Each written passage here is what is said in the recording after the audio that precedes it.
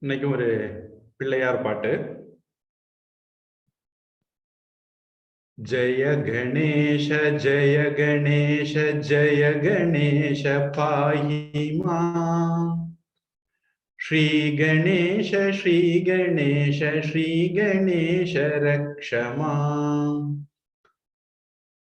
ஜெய கணேஷ ஜெய கணேஷ ஜெய கணேஷ பாஹி மாம். श्री गणेश श्री गणेश रक्ष माम्. जय सरस्वती जय सरस्वती पाहि माम्. श्री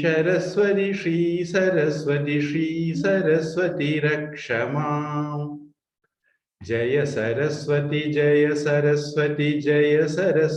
पाहि माम्. श्री सरस्वती रक्ष माम्. राजराजेश्वरी पाहि माम्. त्रिपुर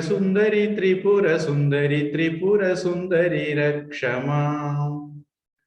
राजराजेश्वरी पाहि माम्.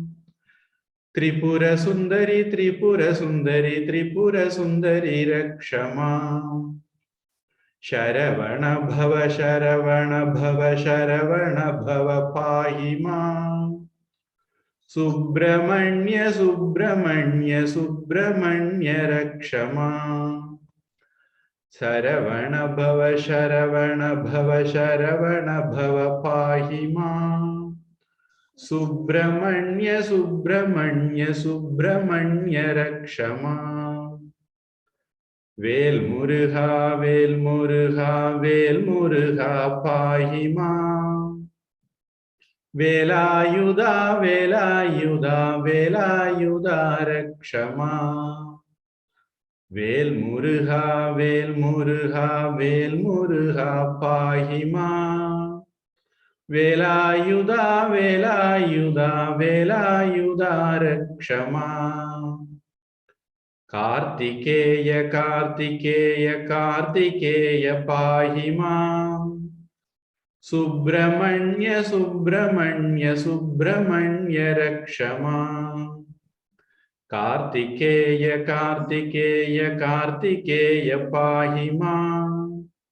सुब्रह्मण्य रक्ष माम्. महादेव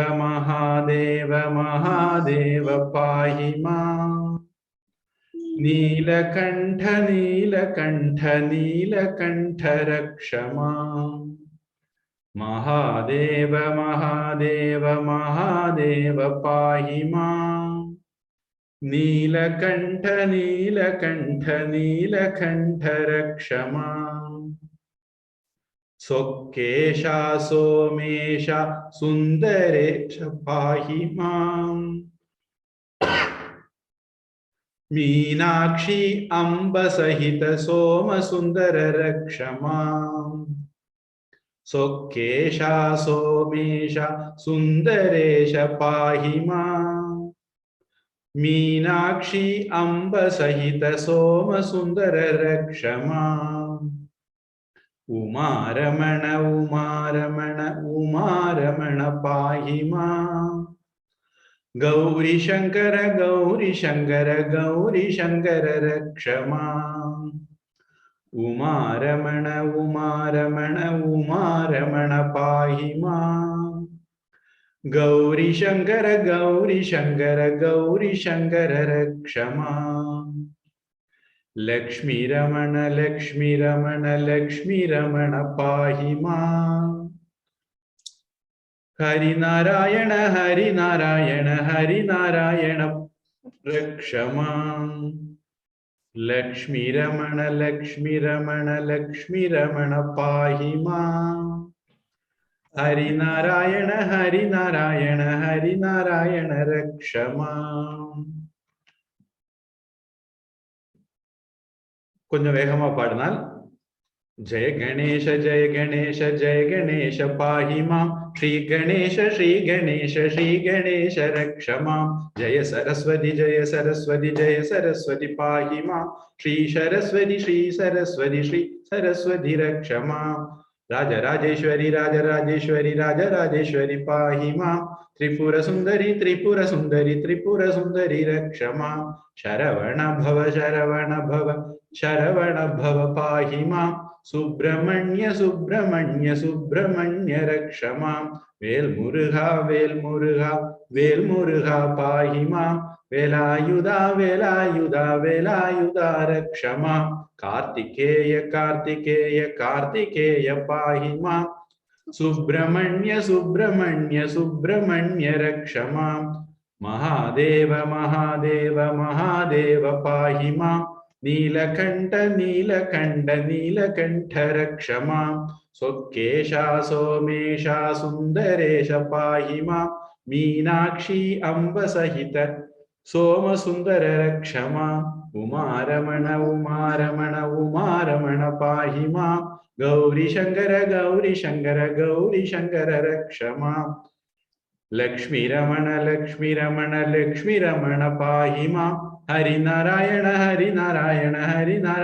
रक्ष मां जय गणेश पाहि मां श्री गणेश रक्ष मां. இந்த பஜனை பாடலை பொறுத்த வரைக்கும் இது நாமாவளி அப்படின்னு சொல்லுவாங்க. பகவானுடைய நாமங்களையே பாடலாக பாடுறது. சொல்ல போனா குழந்தைகளுக்கெல்லாம் பஜனை பாடல் கத்துக் கொடுக்கறதா இந்த மாதிரி பாடல்கள் இருந்தா ஆரம்பிக்கணும். ஏன்னா அவங்களுக்கு சின்ன சின்ன வார்த்தைகள், திருப்பி வரக்கூடிய வார்த்தைகள் அவங்க கிரகிக்கிறதுக்கு எளிமையா இருக்கும். அப்படி கொஞ்சம் பாடி பழகின பிறகு பெரிய வாக்கியங்கள், வார்த்தைகள் வர்றது மாதிரி பாடல்களுக்கு போகலாம். அதனால இது நாமாவளி, நாம பஜனை அப்படின்னு சொல்ற வகையை சேர்ந்தது. அப்புறம் நான் ஏற்கனவே சொல்லியிருக்கிறேன், துரித, மத்தியம, மந்த கதி. பொதுவா மந்த கதியில ஆரம்பிச்சு துரித கதிக்கு போய் அப்புறம் மந்த கதிக்கு வந்து முடிப்பாங்க பஜனை பாடும்போது. நம்ம அந்த மூணுலையும் லேசா பண்ணணும். மத்தியம துரித கதி முழுதுவே பண்ணணும், மந்த கதி முடிக்கும் போது மட்டும் பண்ணணும். இது இந்த பஜனை பாடல் சம்பந்தமா சில தகவல். கிட்டத்தட்ட எல்லா சாமியும் கும்பிட்டுட்டோம். அது இந்த பாடல்ல இன்னொரு விசேஷம். ஹரியோம் சௌனியம்மா. Hari Om Swamiji, sorry for being late. Visitor சொன்னாங்க, அதாலதான். சரி. இப்ப நாம கர்ணனுடைய கதை பார்த்துட்டு இருந்தோம்.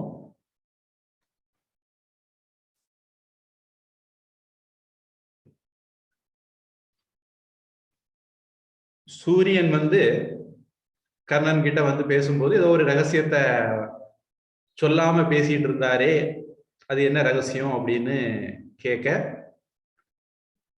கர்ணனுடைய பிறப்பை பத்தி சொல்ல ஆரம்பிச்சாங்க. குந்தி துர்வாச முனிவருக்கு தொண்டு செய்து அவர் மூலமாக தேவதைகளை வசியம் பண்ற ஒரு மந்திரத்தை பெற்றாங்க. அந்த மந்திரத்தை விளையாட்டு புத்தியினால பரீட்சை பண்ணி பார்த்த போது சூரியனுடைய அருளால அவங்களுக்கு கவச்ச குண்டலங்களோட ஒரு குழந்தை பிறக்குது. அந்த குழந்தைய அவங்க பல சமயங்கள்லையும் நமக்கு சில காரியங்களை செய்த பிறகுதான் அதனுடைய பின் விளைவுகள் ஸ்ட்ரைக் ஆகும். அதனால்தான் திருக்குறள்ல வள்ளுவர் சொல்லும் போது, எண்ணி துணிக கருமம் துணிந்த பின் எண்ணுவம் என்பது இழுக்கு. காரியங்களை ஒரு தடவைக்கு 100 தடவை ஆலோசிச்சு பண்ணணும். தொடங்கின பிறகு யோசிப்போம் அப்படின்னு நினைச்சா அல்லது யோசிக்க வேண்டி வந்தா அது வந்து புத்திசாலித்தனம் கிடையாது அப்படின்னு சொல்றாரு.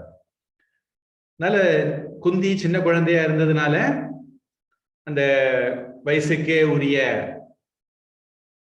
அப்பாவித்தனத்துல காரியத்தை செய்துட்டாங்க. செய்து முடிச்ச பிறகு அவங்களுக்கு அதனுடைய பின் விளைவுகள் புரியுது. அதனால அந்த குழந்தைய உரிய பெட்டியில உரிய நகை நட்டு பணம் பொருட்களோட வச்சு ஆத்துல விடுறாங்க. அது அங்க தேசத்துல இருந்த அதிரதன் ராதேயன் அவங்க கையில வந்து கிடைக்குது. இது வரைக்கும் போன வகுப்புல பார்த்தோம். அவங்க அந்த குழந்தைய, அவங்களுக்கு குழந்தை இல்லாம இருந்தாங்க, அதனால தெய்வமா பார்த்து நமக்கு இந்த குழந்தைய தந்திருக்கு, ரொம்ப லட்சணமா சூரியனை மாதிரி பிரகாசிக்கிற ஒரு குழந்தையா இருக்கிறான் அப்படின்னு அந்த குழந்தைய எடுத்து அவங்க வளர்க்குறாங்க. அவனுக்கு காதுல, சம்ஸ்கிருதம் படிக்கிறவர்களுக்கு தெரியும், காதுக்கு சம்ஸ்கிருதம் கர்ணம். பகவத்கீதையில கூட ஸ்ரோத்ரம் சக்ஷு ஸ்பர்ஷனம் ச ரசனம் காணமேவ, சரி அந்த ஸ்லோகம் இல்ல, கர்ணம் கர்ண வேதனம் நான் சொன்னேன்னு நினைக்கிறேன். 16 சோடச சம்ஸ்காரங்கள், ஒரு மனிதன் பிறந்ததுல இருந்து இறக்குது வரைக்கும் பண்ணக்கூடிய 16 சடங்குகள் பத்தி நான் சொல்லும் போது காது குத்துறதும் ஒண்ணு சொன்னேன், கர்ண வேதனம் அப்படின்ட்டு சொல்லியிருக்கிறேன். இப்ப காதுல குண்டலங்களோட இருந்ததுனால கர்ணன் பெற்றோர் அவங்களுக்கு பேர் போட்டாங்க. பெரியவங்க அவருக்கு கவச்சம் குண்டலங்களோட பிறந்ததுனால, ஆபரணங்களோட பிறந்ததுனால வசுஷேணன் அப்படின்னு பேர் போட்டாங்க. விருஷன்னும் அவருக்கு ஒரு பேர் இருந்தது. இப்படி அந்த குழந்தைய பேர் போட்டு வளர்த்து வரும்போது அந்த குழந்தையினுடைய வளர்ச்சியை பார்க்கும் போதே அப்பாவுக்கு தெரியுது. இப்ப நம்ம ஊர்ல நாம படிக்கும்போது முதல்ல லோக்கல் பள்ளிக்கூடத்துல படிக்க போவோம். அப்புறம் நம்ம குழந்தை நல்லா படிக்கிறான், நம்ம குழந்தையோட திறமைக்கு இந்த பள்ளிக்கூடம் சரியாகாது, அதனால பிரைவேட் ஸ்கூல்ல விடுவோம். முதல்ல கவர்னர் ஸ்கூல்ல விடுவாங்க, அப்புறம் கவர்மெண்ட் ஸ்கூல்ல விடுவோம்னு நினைப்பாங்க. இந்த காலத்துல எப்படி இருந்தாலும் சரி, கவர்மெண்ட் ஸ்கூல்ல விட்டாதான் அது பெரிய ஸ்கூல். கவர்மெண்ட் அதாவது பிரைவேட் ஸ்கூல்ல விட்டாதான் பெரிய ஸ்கூல், கவர்மெண்ட் ஸ்கூல் வந்து விட்டா பையன் பெரிய ஆளா வர முடியாது அப்படின்னு நம்ம எல்லாம் நினைக்கிறோம். எங்க ஊர்ல அப்துல் கலாம்னு ஒரு சயின்டிஸ்ட் இருந்தாரு. அவர் வந்து நம்ம மாடெல்லாம் மேய்கிற கவர்மெண்ட் ஸ்கூல்ல தான் படிச்சு பெரிய சயின்டிஸ்ட் ஆகி இந்தியாவினுடைய பிரசிடென்ட், முதல் குடிமகன் வரைக்கும் ஆனாரு. அதனால நம்முடைய அறிவு எப்படி இருக்கு அப்படிங்கிறதும் முக்கியமானது. நமக்கு யாரு பாடம் எடுக்கிறாங்கிறது முக்கியம்தான், இல்லைன்னு சொல்ல வரல. எப்படிப்பட்ட சூழ்நிலையில் நம்ம படிக்கிறோங்கிறது முக்கியமானதுதான். பல காரணிகள் இருக்கு. வேற எல்லா காரணிகளும் சரியா இருந்தாலும் நம்ம கிட்ட ஆர்வம் இல்லைன்னா வேற எந்த காரணியும் காப்பாற்ற முடியாது. ஆனா நம்ம கிட்ட மட்டும் ஆர்வம் இருந்ததுன்னா வேற காரணிகள் சரியில்லாட்ட கூட நம்ம சரி பண்ணிட முடியும். சரி, எப்படியானாலும் அல்லது என்ன பண்ணுவாங்க, டவுனுக்கு அனுப்பி பிள்ளைய படிக்க வைக்கணும், மெட்ரோவுக்கு அனுப்பி பிள்ளைய படிக்க வைக்கணும் அப்படி நல்லா நினைப்பாங்க.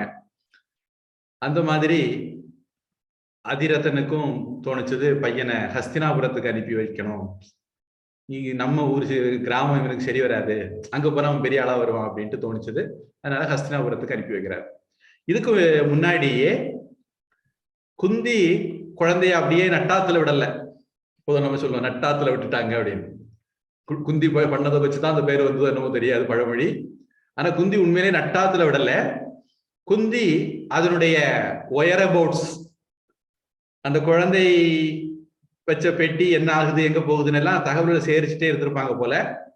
அதனால அங்க தேசத்துல அதிரதன் ராதைக்கு பிள்ளையாட்டு அவன் வளர்றாங்கிற சமயத்துல இருந்தே குந்திக்கு கர்ணன் இங்க வளர்றாங்கிற விவரம் தெரியும் அப்படின்னு மகாபாரதமே சொல்லுது.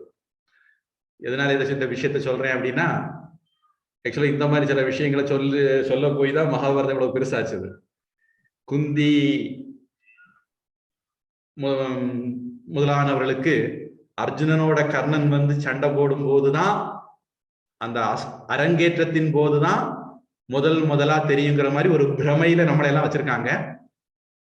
அது கர்ணன் சினிமா ஆனாலும் சரி, இல்ல கமலாம்பா எழுதின பாரதிய வித்யா பவனுடைய புஸ்தகம் ஆனாலும் சரி, பல பேரு நம்மள அந்த மாதிரி ஒரு பிரமையில உட்காத்தி வச்சிருக்காங்க. உண்மை அது கிடையாது. குந்திக்கு கர்ணன் வளர வளரவே இதெல்லாம் தெரிஞ்சுக்கிட்டே இருந்தது. ஒற்றர்கள் மூலமாக அவள் தகவல் தெரிஞ்சுட்டு தான் இருந்தா. மகாபாரதத்திலே அதை பத்தி இந்த இடத்துல குறிப்பு இருக்கு. அதுக்கப்புறம் கர்ணன் அங்க வந்து துரோணரை சந்திக்கிறான். மற்ற ராஜகுமாரரோட சேர்ந்து அவனும் துரோணர்கிட்ட வில்வித்தை படிக்கிறான். இந்த இடத்துல அதுவும் குறிப்பு வருது. அவன் துரோணர், கிருபாச்சாரியார், பரசுராமர் முதலிய எல்லார்ட்டையும் வில்வித்தை படிக்கிறான் அப்படிங்கிற குறிப்பும் இந்த இடத்துல மகாபாரதத்துல வருது.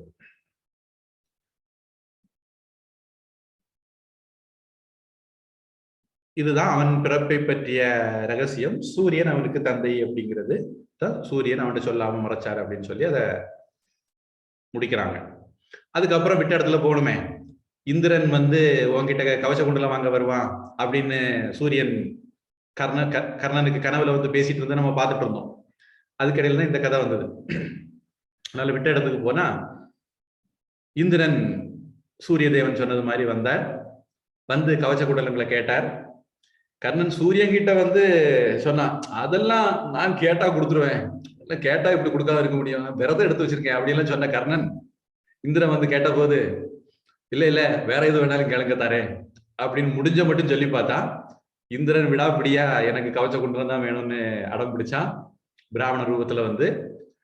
கடைசியில கர்ணனுக்கு வேற வழி இல்லாத போது கர்ணன் சொன்னா, நீ எனக்கு சக்தி ஆயுதத்தை தந்துட்டு என்னுடைய கவச்ச குண்டலத்தை எடுத்துக்கோ அப்படின்னு.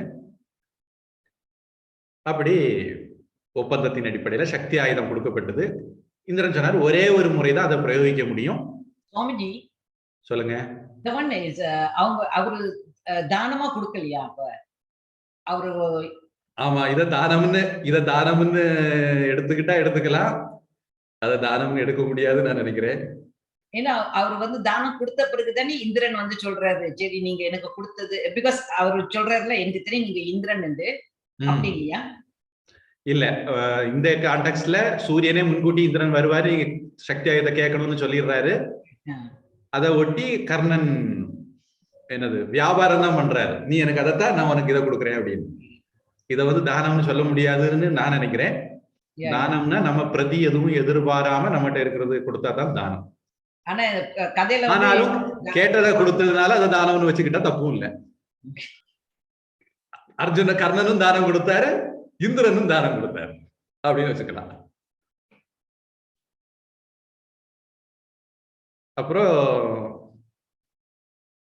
இந்த மாதிரி சக்தி ஆயுதத்தை அவன் வாங்கி வச்சிருக்கிறனால தான் யுதிஷ்டிரனுக்கு நெஞ்சு படபடக்குது அப்படின்ட்டு யுதிஷ்டிரன் ஏன் கர்ணனை பார்த்து பயந்துகிட்டே இருக்கிறான் அப்படிங்கிறத சொல்லி அந்த கதைய முடிக்கிறாங்க. இப்படி ஓரளவுக்கு காட்டு வாசம் முடியக்கூடிய தருணம், காட்டு வாசத்தினுடைய ஒரு கடைசி நிகழ்ச்சி. அதுதான் நமக்கு இன்னைக்கு வகுப்புல அதிக நேரம் வரும். இந்த வகுப்புல முடியுமான்னு தெரியல எனக்கு. என்ன அப்படின்னா, இவங்க காட்டுல வாசத்தினுடைய கடைசி காலகட்டத்துல இருக்கும்போது ஒரு நாள் ஒரு பிராமணனுடைய அரணிக்கட்டைய காணாம போயிட்டுது அல்லது தவறி போச்சுது. என்ன ஆச்சுது, மான் அந்த பக்கத்துல அரணிக்கட்டைங்கிறது ஒரு பால் பேட்மிண்டன் ஷட்டில் காக்கெல்லாம் விளையாடுறவங்களுக்கு தெரிஞ்சிருக்கும்னு நினைக்கிறேன். அவங்க வந்து அந்த பேட்டை ஒரு உரைக்குள்ள போட்டு வச்சிருப்பாங்க, அதுல ஒரு வாரம் மாதிரி இருக்கும், தோல்ல போட்டுக்கலாம். அந்த மாதிரி ஒரு செட்டப்ல இந்த அரணிக்கட்டைய வச்சிருந்தாங்க, கோர்த்து போட்டிருந்தாங்க. நம்ம வீட்டுல ஆணியில ஹேங்கர்ல பேட்டை மாட்டி போட்டிருக்க மாதிரி மாட்டி வச்சிருந்தாங்க இந்த பிராமணன். அந்த பக்கத்துல வந்து ஒரு மானுடைய கொம்புல அது மாட்டிக்கிட்டது, மாட்டி அந்த மான் கொம்போட போயிட்டது. இவரு அரணிக்கட்டைய பிடிக்க போனா மானு நம்மளதான் பிடிக்க வரான்னு பயந்தோட பிராமணனால அந்த மானை பிடிக்க முடியல. அப்போ பிரச்சனைனா ராஜா கிட்ட போய் சொல்லணும். யுதிஷ்டர் கிட்ட வந்து சொன்னாங்க, இப்படி அரணிக்கட்டையை தூக்கிட்டு போயிட்டது. எனக்கு அரணிக்கட்டைங்கிறது என்னன்னா அந்த காலத்துல லைட்டர், இந்த காலத்துல கூட அதை பயன்படுத்தலாம்னு நினைக்கிறேன். ஹிஸ்டரி டிவி 18ல இந்த காட்டுவாசிகள்லாம் காட்டுவாங்க. அவங்க வந்து ஒரு கட்டையை வச்சுக்கிட்டு கடைஞ்சி நெருப்பு உண்டாக்குவாங்க. அந்த இதைத்தான் நம்ம ஊர்ல அரணிக்கட்டைன்னு சொல்றது. மரத்தை மரத்தாலேயே கடைஞ்சு நெருப்பு வர வைக்கிறது. அது சாத்தியமான நம்ம புக்ல மட்டும் இருந்தா நீங்க கேட்டிருப்பீங்க. இன்னைக்கு உலகம் முழுக்க வெள்ளைக்காரங்க எல்லாம் அதை கடைபிடிக்கிறதுனால நாம அந்த கேள்வி கேட்க மாட்டோம். உங்களுக்கு ஒருவேளை தெரிஞ்சிருக்கலாம், ஒரு மரம் இருக்கு, அதுக்கு கல்யாண முருங்கைன்னு பேரு சொல்லுவாங்க. உங்க ஊர்ல வேற பேர் இருக்கான்னு தெரியல. அந்த மரத்துல ஒரு காய் உண்டு. சின்ன பிள்ளையில நாங்களாம் என்ன பண்ணுவோம், அந்த காய ஏதாவது தரையில உரசிட்டு பக்கத்துல இருக்கிறவங்க மேல வைப்போம். அப்படி உரசின உடனே அந்த காய் வந்து சூடாகும்.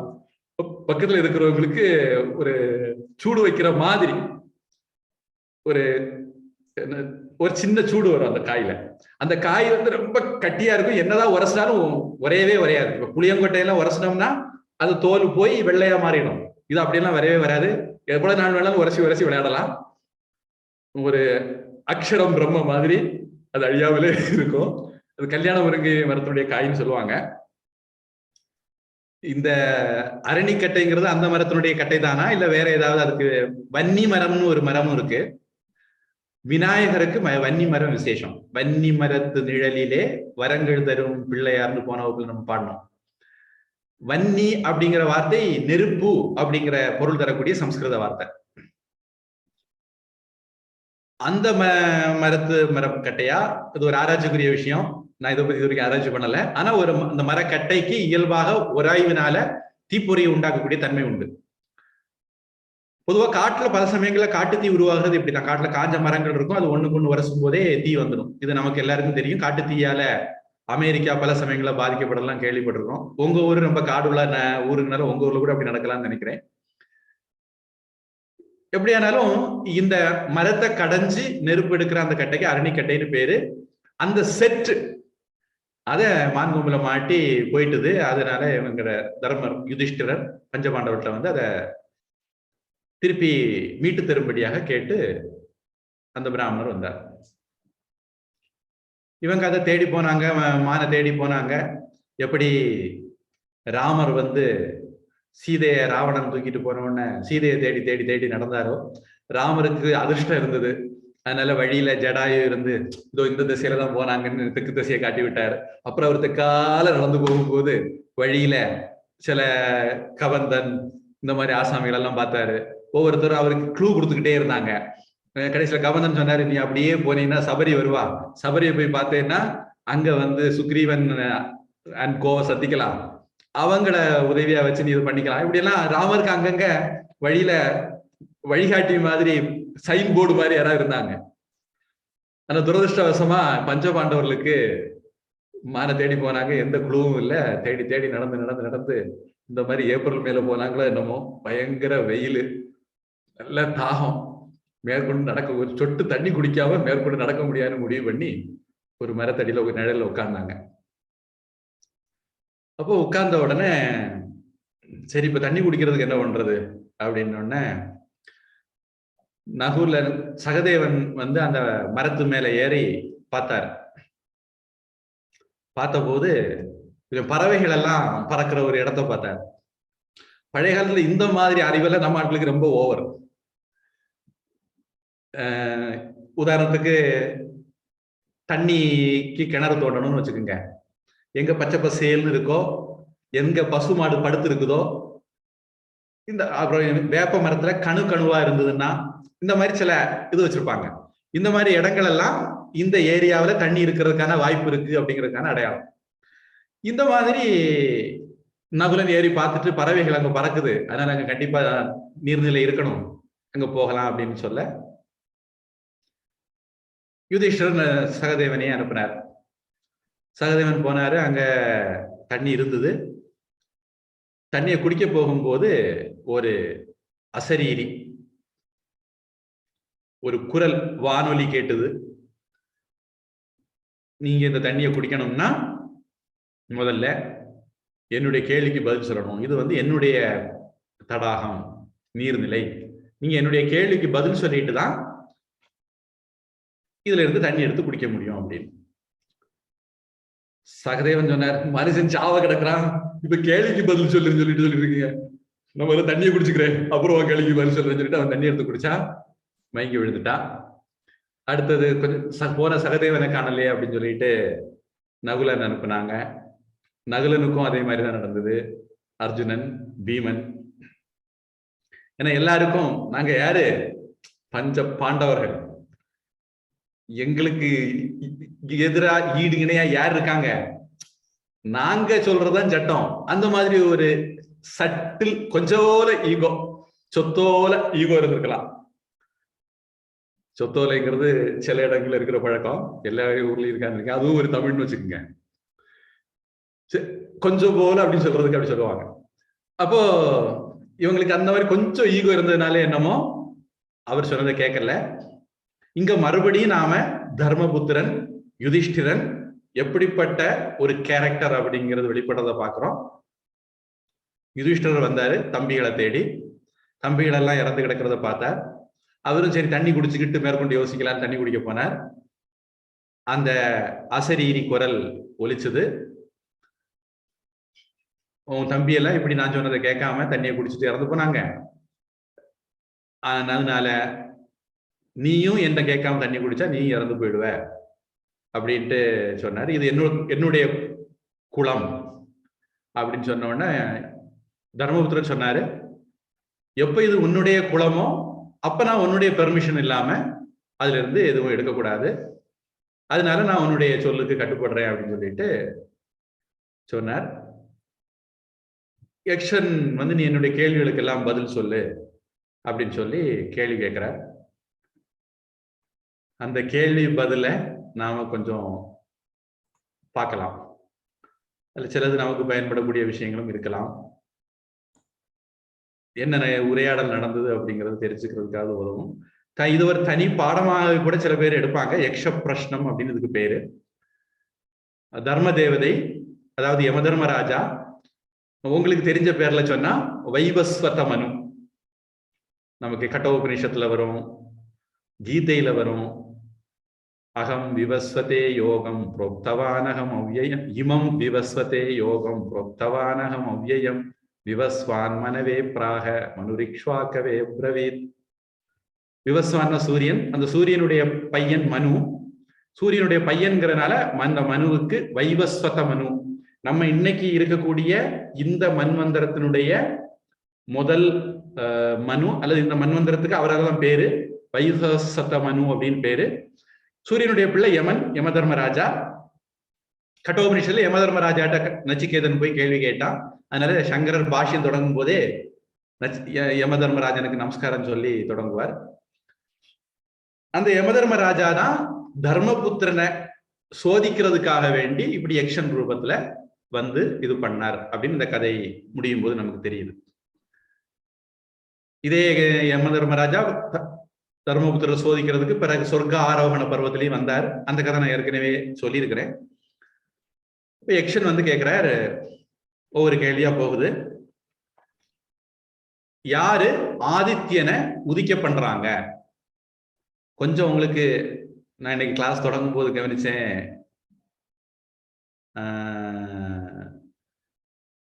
அருணாச்சலம் செல்லையாங்கிற பேர்ல இருக்கிற அம்மா வந்து கேனோபனிஷத்தை புரட்டிட்டு இருந்தாங்க.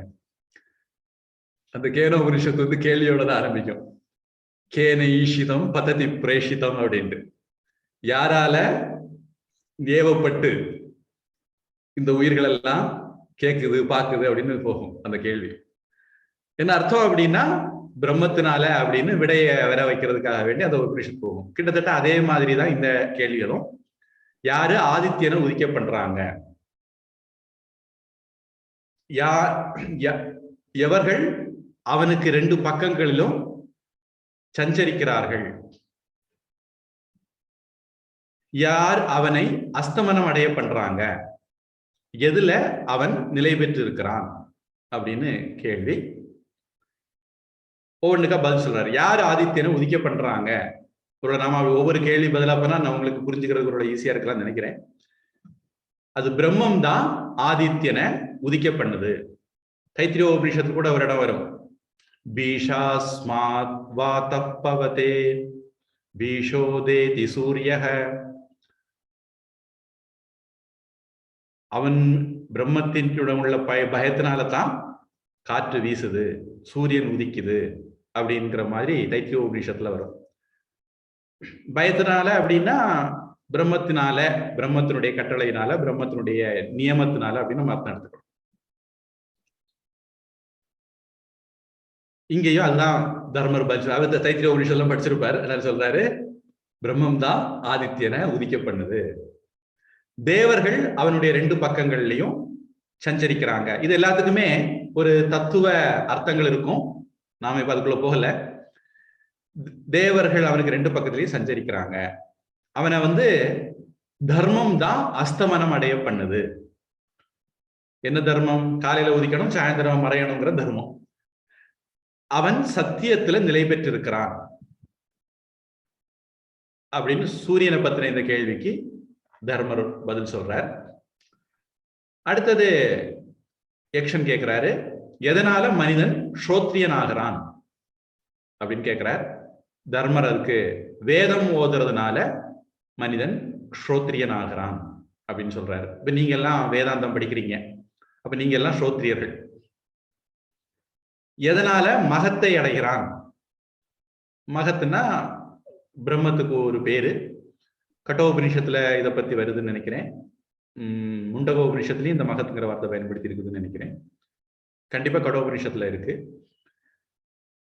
தவத்தினால மகத்தை அடைகிறான். எதனால மனிதன் துணை உள்ளவன் ஆகிறான்? அதாவது நாம வந்து சில சமயங்கள்ல தனியா இருந்தோம்னா பயப்படுவோம். நம்ம கூட யாராவது இருந்தாங்கன்னா தைரியமா இருக்கும். அது இந்த டீனேஜ் பசங்களுக்கும் அப்படித்தான், பொதுவா பல பேருக்கும் அப்படித்தான். குள்ளனோ குருமாலோ சின்னவங்களோ பெரியவங்களோ யாரோ ஒருத்தர் நம்ம கூட இருந்தா ஒரு பெரிய மலையை நம்ம கூட இருக்கிற மாதிரி ஒரு தைரியம். தனியா இருந்தோம்னா ஒரு பயம் வரும்.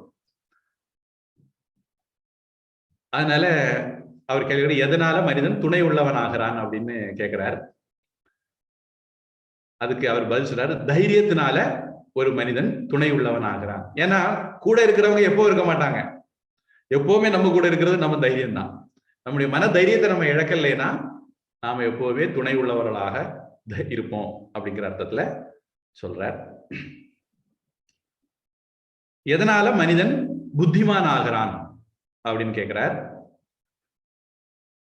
பெரியவர்களை அடுத்து இருக்கிறதுனால, பெரியவர்களோட தொடர்பு வச்சிருக்கிறதுனால ஒருவன் புத்திமான் ஆகிறான். எப்படி புரிஞ்சுக்கணும் அப்படின்னா, யாரு பெரியவங்களோட தொடர்பு வச்சிருக்காங்களோ அவன் புத்திசாலி.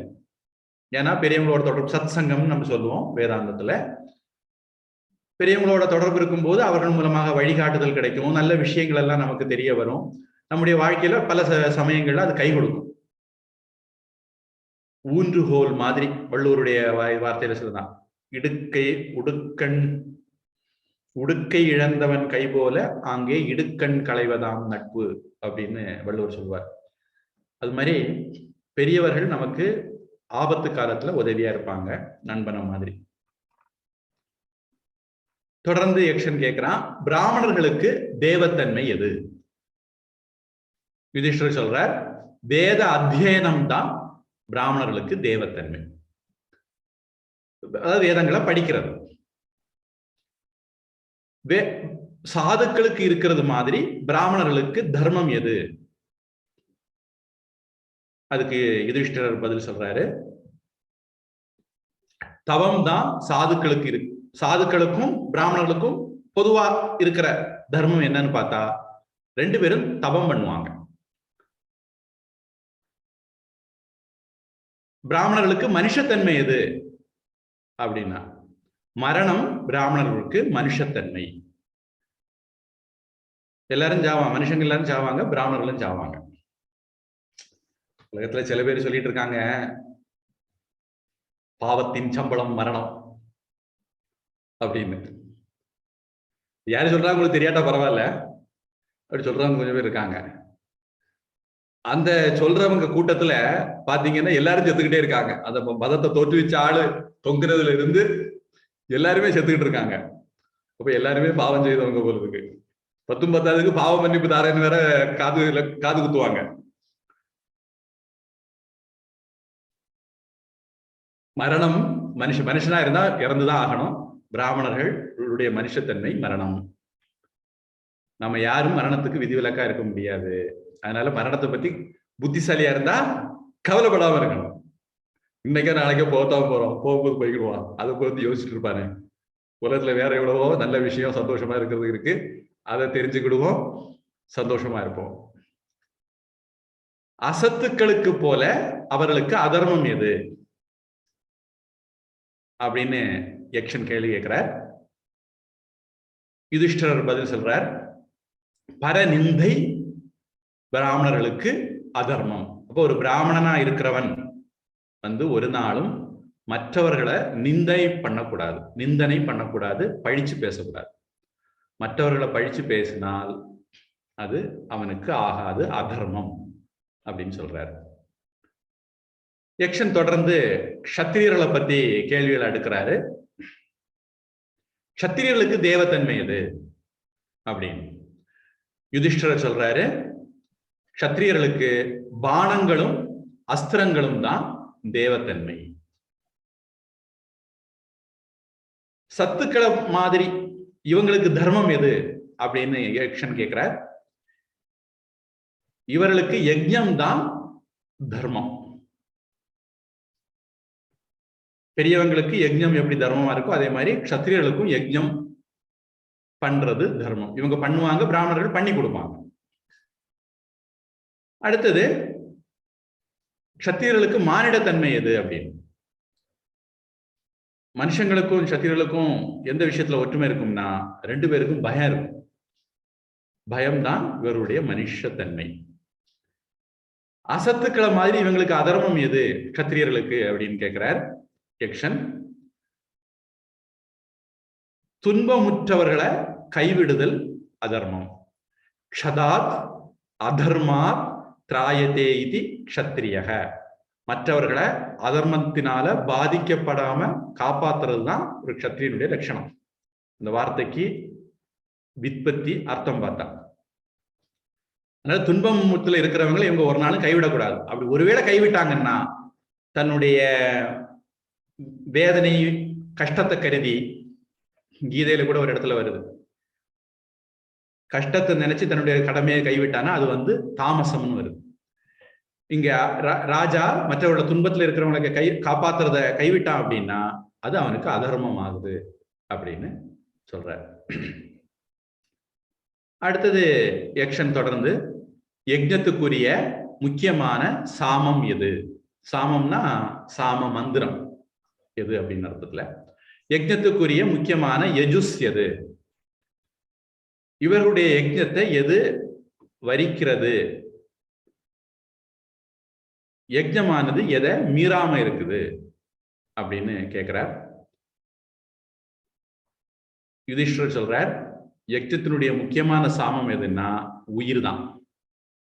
சாம வேதம் சாம மந்திரம் எல்லாம் இல்ல, உயிர் தான் யஜ்ஞத்துக்கு முக்கியமான சாமம். யஜ்ஞத்தினுடைய முக்கியமான யஜுஸ் என்ன அப்படின்னா மனம்தான். இந்த இடத்துல பாத்தீங்கன்னா இது ஒரு உபமானமாக சொல்லப்பட்டிருக்கு. அது இதுதான் நம்முடைய அடிப்படை நோக்கம்.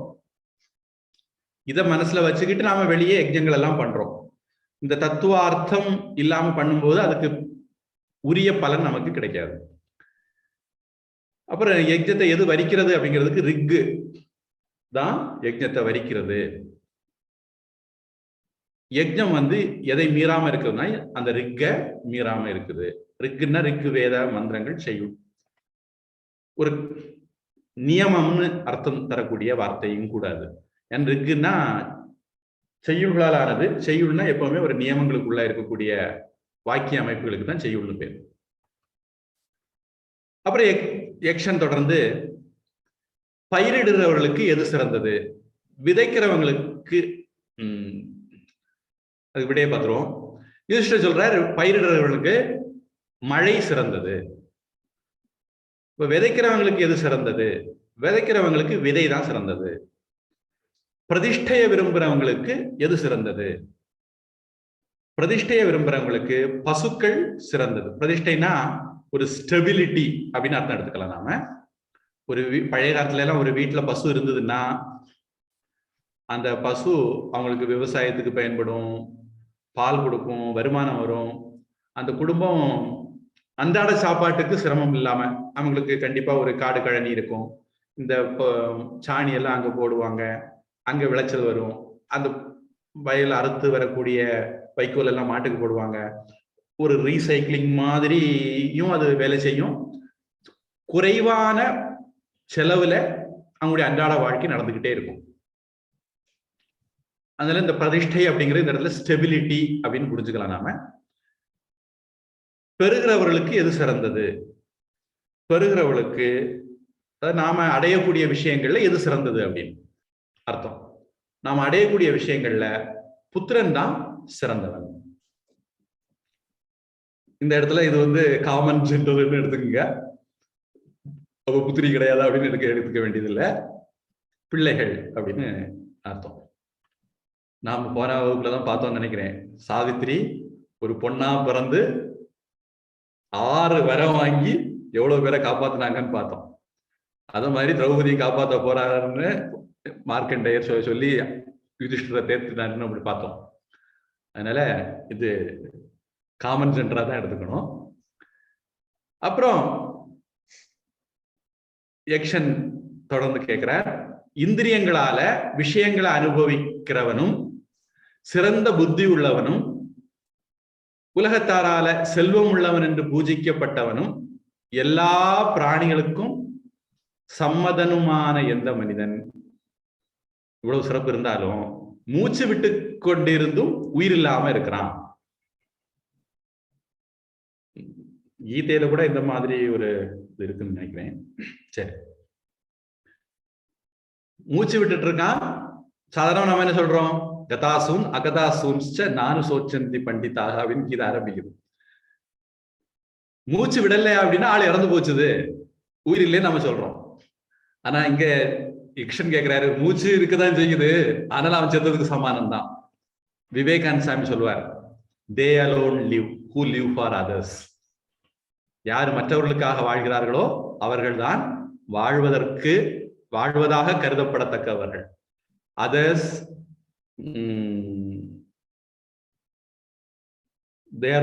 ஆர் மோர் தென் டெட் அப்படின்னு இப்படி நினைக்கிறேன். மற்றவர்கள் நடைபிணத்துக்கு சமமானவர்கள் அப்படின்னு நம்ம தமிழ்ல மொழிபெயர்க்கணும். தமிழ் அழகான ஒரு வார்த்தை இருக்கு, நடபணம். நடக்கெல்லாம் செய்யும், ஆனா பணம் தான் அப்படின்ட்டு யுதிஷ்டர் சொல்றாரு, விடை சொல்றாரு.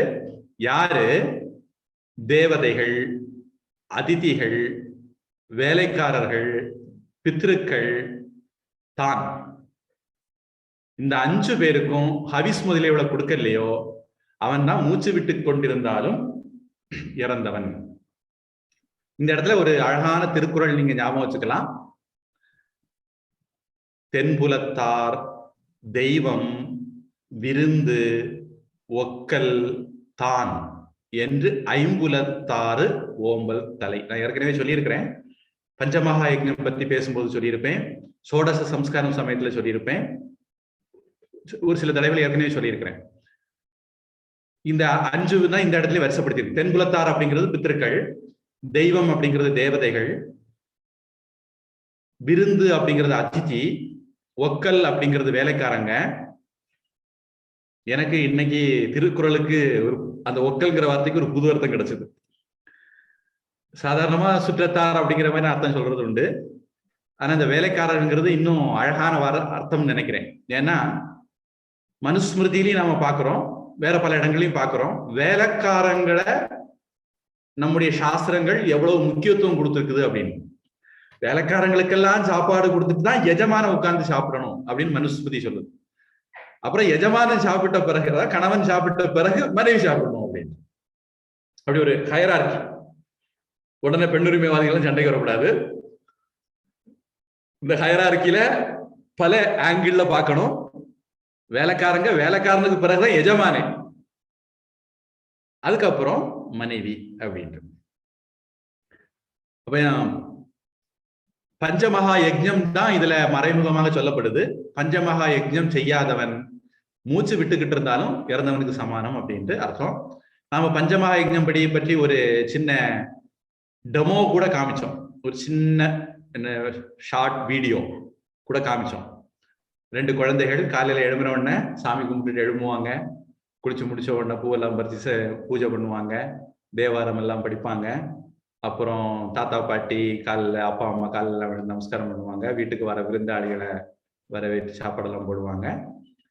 அப்படின்ட்டு ஒரு கொஞ்ச நேரத்திலேயே, ஒரு நாள்லயே நாம 5 விதமான யஜ்ஞங்களும் செய்ய முடியும். அப்புறம் பசுக்கு காகத்துக்கெல்லாம் அன்னம் வைப்பாங்க, செடிகளுக்கெல்லாம் துளசி மாதிரி செடிகளுக்கெல்லாம் தண்ணி விடுவாங்க. இப்படி 5 விதமான யஜ்ஞங்களையும் அவங்க அவங்களுடைய அன்றாட வாழ்க்கையில செய்யறாங்க அப்படின்ட்டு ஒரு சைவம்னு ஒரு இது இருக்கு, இலங்கைக்காரங்களுக்குள்ளதுன்னு நினைக்கிறேன். அதுல இருந்து நாம திருடி அப்படின்னு சொல்லலாம். ஏன்னா அவங்களுக்கு நம்ம இதெல்லாம் பண்றோம் அவங்களுக்கு தெரியாததுனால திருடின்னு சொல்லிக்கலாம். திருடி உங்களுக்கு போட்டு காமிச்சேன். அதைத்தான் இங்க யுதிஷ்டிரர் மூச்சு விட்டு கொண்டிருந்தும் உயிரில்லாதவன் இறந்தவனுக்கு சமமானவன் அப்படிங்கிறதுக்கு பதிலா சொல்றாரு. அப்ப பஞ்சமகா யஜ்ஞம் எவ்வளவு முக்கியம்னு பாத்துக்குங்க. கீதையில 3வது அத்தியாயத்துல கூட அதை பத்தி வருது. மாதாஜி அதை பத்தி விரிவா சொல்லியிருப்பாங்க. பல இடங்கள்லயும் நாம இந்த பஞ்சமகா யஜ்ஞத்தை நேரடியாகவோ மறைமுகமாகவோ சாஸ்திரங்கள் வலியுறுத்துறதை பார்க்க முடியும்.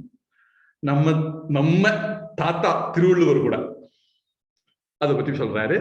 தென்புலத்தார் தெய்வம் விருந்துவக்கள் தான் என்று 50 ஓம்பல் தலை அப்படிங்கிற திருக்குறள். தொடர்ந்து யக்ஷன் பூமியை காட்டிலும் கனமானது எது அப்படின்னு கேட்கிறார். இந்த கனம்ங்கிறது இந்த இடத்துல மரியாதைக்குரியவங்க. நம்ம வந்து கோர்ட்ல எல்லாம் தமிழ்நாட்டுல குறைஞ்சபட்சம் சினிமா படத்துல ஒரிஜினல் என்ன நடக்குன்னு தெரியாது, கனம் நீதிபதி அவர்களே, கனம் கோர்ட்டார் அவர்களே அப்படின்லாம் சொல்லுவாங்க. அதுல கனம்னா மரியாதைக்குரியன்னு அர்த்தம். பூமியை காட்டிலும் கனமானது எது அப்படின்னா யுதிஷ்டர் சொன்னார், தாய் தான் பூமியை காட்டிலும் கனமானவங்க, தாய் தான் பூமியை விட மரியாதைக்குரியவங்க அப்படின்னு அர்த்தம்.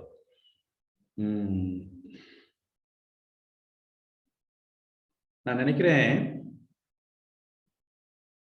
செய்நன்றி அறிதல்னு ஒரு அதிகாரம் திருக்குறள்ல, அதுல இந்த மாதிரி சில கம்பேரிசன் தொடக்கத்திலேயே வரும். மலையினும் மானப் பெரிது,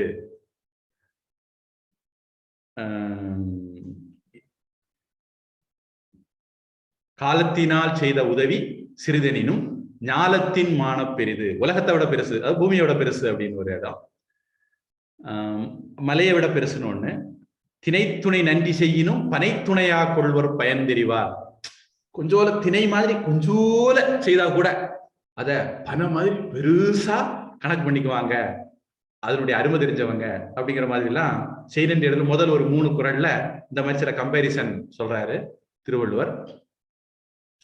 இந்த இடத்துல தாய் பூமியை விட மரியாதைக்குரியவங்க. ஆகாசத்தை காட்டிலும் உயர்ந்தது எது அப்படின்னு யக்ஷன் கேட்கிறான். என்ன இருந்தாலும் இவங்க பெரிய என்ன ஃபீமேல் சாவனிஸ்டா தான் இருப்பாங்க. அப்பான்னு சொல்லிருக்கலாம், அம்மான்னு சொல்லிட்டா பாத்தீங்களா அப்படின்னு யாராவது நினைச்சா அவங்களுக்கு பதிலா அடுத்தது வருது, ஆகாசத்தை காட்டிலும் உயர்ந்தது யாரு அப்படின்னு கேட்ட போது யுதிஷ்டர் சொல்றாரு, தந்தை தான் ஆகாசத்தை காட்டிலும் உயர்ந்தவர். நம்ம சாஸ்திரங்கள்ல ஆணு பெண்ணு இந்த மாதிரி பாரபட்சம் எல்லாம் கிடையாது. எப்பவுமே நாம தகுதி அடிப்படையில தான் விஷயங்களை முடிவு பண்ணுவோம்.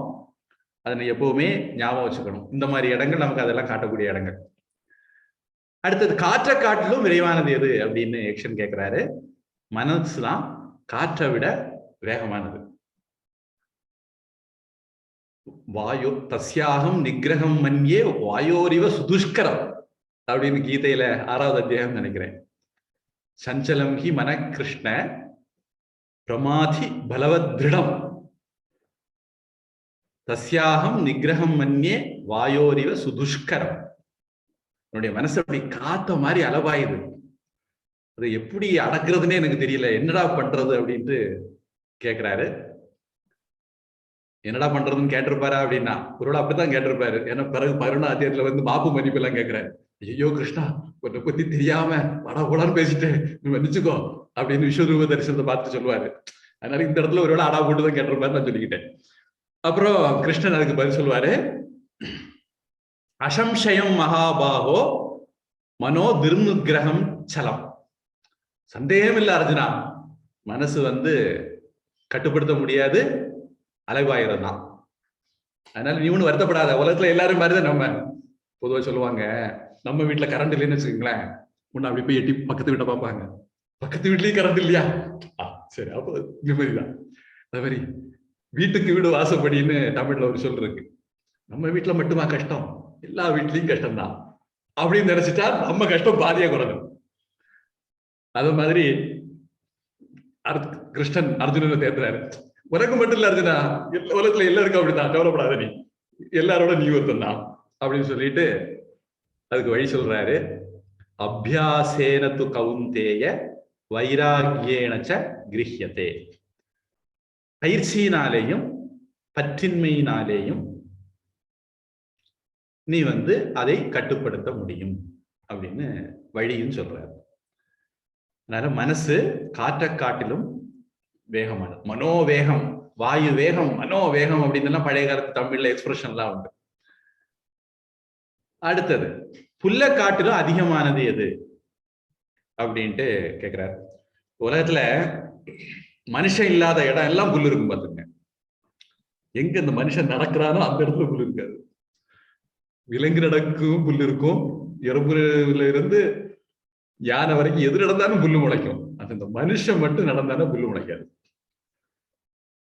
அதனால புல்லு உலகத்துல ஒரு சின்ன மழை பெய்தா வரும், உடனே புல்லு கட்டாந்தரையா இருந்திருக்கும், எங்க இருந்துதான் வருமோ தெரியாது, புல்லு வந்துடும்.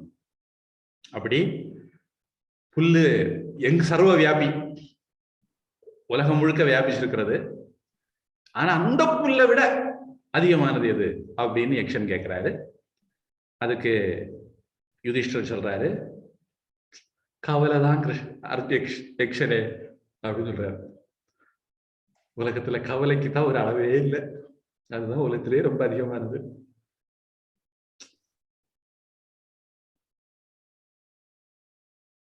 இந்த கவலையோட இதுக்கு மருந்து அடுத்த வாரத்துல தேடுவோம்.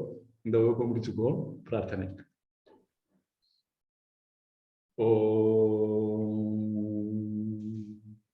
வான்முகில் வழாது பெய்க மலிவளஞ்சுரக்க, மன்னன் கோன்முறை அரசு செய்க, குறைவிலாது உயிர்கள் வாழ்க, நான்மறை அறங்கள் ஓங்க, நற்றவம் வேள்வி மல்க, மேன்மைக்குள் சைவ நீதி விளங்குக உலகமெல்லாம். வாழ்க அந்தணர் வானவரானினம், வீழ தன்புனல் வேந்தனும் ஓங்குக, ஆழ்க தீயதெல்லாம் அரண் நாமமே சூழ்க, வையகம் துயர் தீர்கவே. ஹரி ஓம் தத்சத். சர்வம் பிரம்மார்ப்பணமஸ்து. ஸ்ரீ